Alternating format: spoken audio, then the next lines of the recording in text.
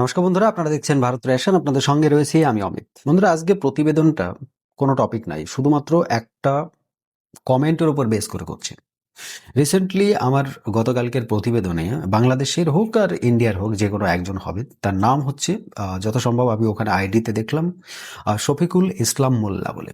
তো উনি কমেন্ট করেছেন, দাদা আপনার অনেক বক্তব্যের তাৎপর্য আছে, হয়তো অনেক বক্তব্যের উনি বোঝাতে চেয়েছেন যে আপনার অনেক বক্তব্যর যুক্তি আছে, তর্ক আছে, কিন্তু আপনি যে বললেন মুস্তাফিজুর রহমানকে অপমান করার যে ব্যাপারটা, সেটা কিন্তু কেন করা হলো সেটা উনি জানতে চেয়েছেন। এক কথায় উনি বোঝাতে চেয়েছেন যে মুস্তাফিজুর রহমানকে কেন অপমান করা হলো।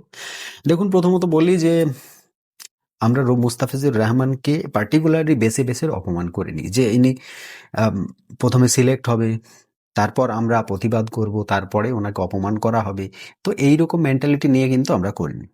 প্রথমত, 2024 সাল যখন আপনাদের বাংলাদেশে শেখ হাসিনার একটা ড্রামাটিক্যাল ভাবে দেশ থেকে বিতাড়িত করা হলো, বা উনি চলে আসলেন স্বইচ্ছায়, তো সেই ঘটনার পর থেকে বাংলাদেশ এবং ভারতের মধ্যে সম্পর্ক কিন্তু ক্রমাগত অবনতি ঘটেছে, উন্নতি কোনোদিন হয়নি। তো সেই রকম অবস্থায় 2025 সালে যে আইপিএল হয়েছিল, সেই আইপিএলে কিন্তু বাংলাদেশের সিঙ্গেল একটা প্লেয়ারও সিলেক্ট হয়েছিল না। এখন বলতে পারেন যে 2025-এ যে আইপিএল হয়েছে, সেই আইপিএলে বাংলাদেশের সিলেক্ট না হওয়ার অনেক বড় রিজন আছে। দেখুন, রিজন থাকতে পারে, সেই আইপিএলে যদি সিলেক্ট হতো তখনও কিন্তু সেম একই সিচুয়েশনে পড়তে হতো। যে ভয়েই আমাদের যে সমস্ত ফ্র্যাঞ্চাইজি টিমগুলো রয়েছে, তারা কিন্তু এই রিস্কটা নিতে চায়নি। একবার ভেবে দেখুন তো, যদি 2025 সালে সিঙ্গেল একটা বাংলাদেশি প্লেয়ার কোনো একটা টিমে থাকতো, তাহলে আমাদের ভারতে যে মেন্টালিটি মানুষের, সেখানে জনরোষে তাকে পড়তেই হতো সেই টিমকে। তাতে কি হতো, সেই ফ্র্যাঞ্চাইজি, পার্টিকুলার যে ফ্র্যাঞ্চাইজি, সাপোজ ধরুন কলকাতা নাইট রাইডার্স, যে প্রবলেমটা এখন ফেস করছে, সেটা 2025 সালেও সেই ফ্র্যাঞ্চাইজিকে ফেস করতে হতো। না হলে একবার ভেবে দেখুন, চেন্নাই সুপার কিংসের মতো একটা টিমে মুস্তাফিজুর রহমান এত সুন্দর পারফরমেন্স করার পরেও তাকে কেন ছেড়ে দেওয়া হবে, কেন তাকে অকশনে নেবে না? এটা একটা বোঝার ব্যাপার রয়েছে। দেখুন, 2025 সাল আমাদের ভারতে একটা মারাত্মক সময় গিয়েছে, কারণ সেই সময় আইপিএল চলাকালীন আমরা কিন্তু যুদ্ধ কবলিত হয়েছিলাম। মানে ভারত এবং পাকিস্তানের মধ্যে 3 দিনের একটা যুদ্ধ হয়েছিল। তো সেই জায়গায় বাংলাদেশ কিন্তু সম্পূর্ণভাবে পাকিস্তানকে সাপোর্ট করেছিল। তার বড় রিজন আস্তে আস্তে আস্তে আস্তে ইফেক্ট হবে। দেখুন, আজকের ডেটে যেটা ঘটেছে, সেটা কিন্তু ভবিষ্যতে আপনাদের কর্ম। আপনারা বারবার বলতেন যে ভারত এবং পাকিস্তানের মধ্যে যখনই ম্যাচ হয়, আপনাদের বাংলাদেশে যদি সার্ভে করা হয়, তাহলে 70-80% মানুষ পাকিস্তানের দিকে সাপোর্ট। খুব কম সংখ্যক মানুষ যারা ভারতের সাপোর্ট হয়, ইভেন তাদেরকে মার পর্যন্ত খেতে হয়েছে বাংলাদেশে, এমন এমন জায়গাও কিন্তু ছিল। তো সেই রকম জায়গায় দাঁড়িয়ে আপনারা কি করে ভাবলেন যে বাংলাদেশকে আমরা এতটা সাপোর্ট করব? আজকের ডেটে এটা ভারতের একটা ফ্র্যাঞ্চাইজি ক্রিকেট, আর এই ক্রিকেটে ভারতের রুলস চলে। ভারত কিভাবে কোন প্লেয়ারকে রাখবে, তাকে কত টাকা দেবে না দেবে, সেটা সম্পূর্ণ ভারতের ব্যাপার, বিশেষ করে সেই ফ্র্যাঞ্চাইজির ব্যাপার। আজকের ডেটে যে জিনিসটা ঘটছে মুস্তাফিজুর রহমানকে নিয়ে, সেটা আপনাদের হয়তো খারাপ লাগতে পারে, কিন্তু তার আগে আপনাদের এটা বোঝা উচিত ছিল 2023 সাল, 2024 সাল এবং তার আগেও যে সমস্ত ক্রিকেটগুলো হয়েছে, সেখানে ভারত ফাইনাল উঠেছিল, আপনারা ভারতের বিপক্ষে যে সমস্ত টিম পড়েছিল তাদেরকে আপনারা সাপোর্ট করেছিলেন।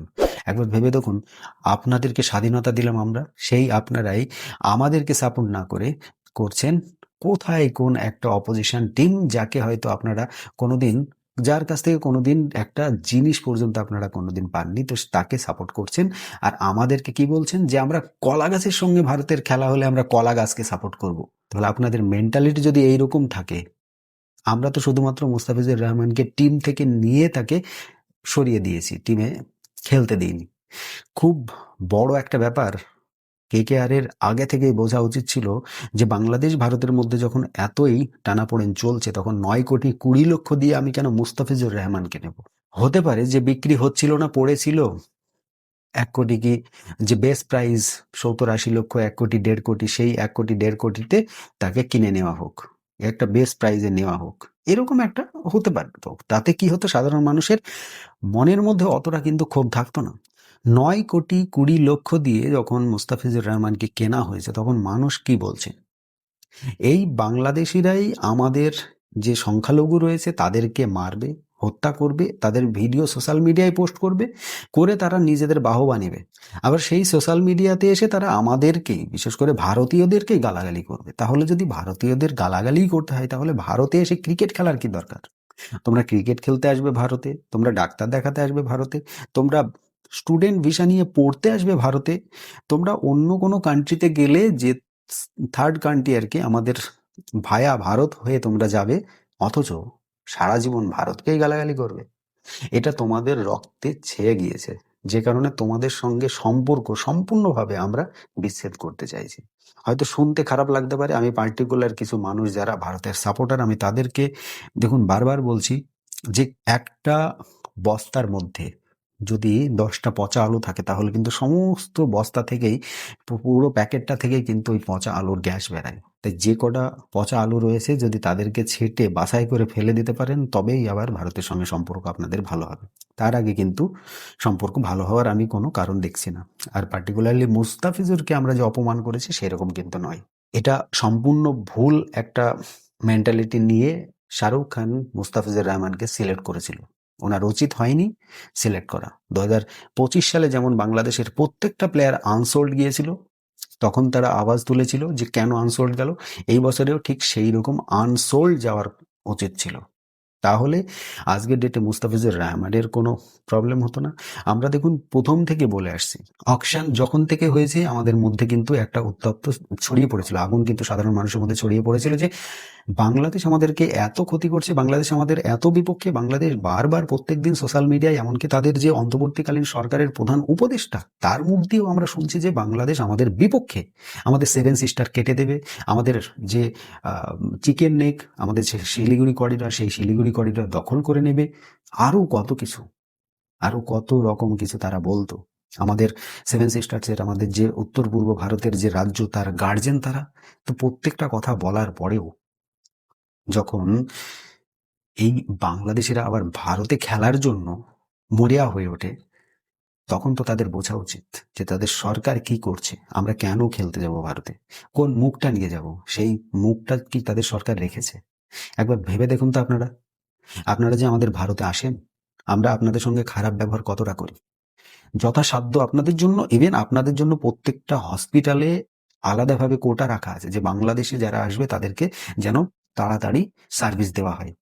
তো সেই কোটাও রয়েছে। এইসব ঘটনার পরেও যদি বাংলাদেশের মানুষ আমাদেরকে এইরকম ভাবে খারাপ নজরে দেখে, তো আমরা স্বাভাবিক আপনাদেরকেও সেই রকম ভাবেই দেখব। দেখা শুরু করেছি, আরো অনেক কিছু বাকি রয়েছে, সবে শুরু। আপনারা 2026 সালের টি-20 ওয়ার্ল্ড কাপ ভারতে খেলতে আসবেন কি না আসবেন, সেটা সম্পূর্ণই আপনাদের উপর ডিপেন্ড করে।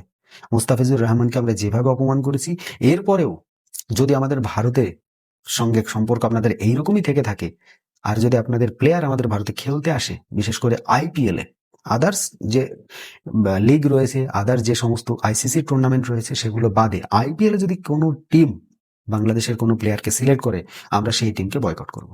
ক্লিয়ার কাট ওপেনলি বলে দিলাম। এখানে কোনো পার্টিকুলার প্লেয়ারকে আমরা বয়কট করছি না, বা কোনো পার্টিকুলার প্লেয়ারকে আমরা অপমান করছি না।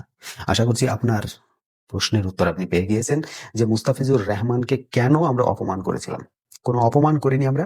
আমরা আমাদের মানুষকে, আমাদের যারা ভারতীয়, তাদেরকে আমরা একটা আয়না দেখিয়েছি, যেখানে আমাদের ভাই বোনেদের সম্মান রক্ষা হয় না, যেখানে আমাদের ভাই বোনেদের জীবন রাস্তায় ধুলোয় গড়িয়ে বেড়াচ্ছে, সেখানে আমরা কেন তাদেরকে আদর আপ্যায়ন করে টাকা দিয়ে নিয়ে আসবো আমাদের দেশে। অবশ্যই আপনাদের কি মতামত আমার সঙ্গে নাও মিলতে পারে, অবশ্যই কমেন্ট করে জানাবেন আপনাদের কি মতামত। মুস্তাফিজুর রহমানকে কি ভারত যেটা করেছে সেটা ঠিক করেছে না ভুল করেছে, কি বলছেন? কমেন্ট বক্সে কিন্তু আপনার মতামত জানিয়ে যাবেন। আজকে এই প্রতিবেদন এখানে সমাপ্ত করব। আপনারা যদি আমার এই প্রতিবেদন পছন্দ করে থাকেন, অবশ্যই একটা লাইক করে দেবেন, শেয়ার করে আপনার বন্ধু মহলে অনেকের কাছে পৌঁছে দেবেন। আজকের মতো এখানেই সমাপ্ত করছি। সকলে ভালো থাকবেন, সুস্থ থাকবেন। ধন্যবাদ।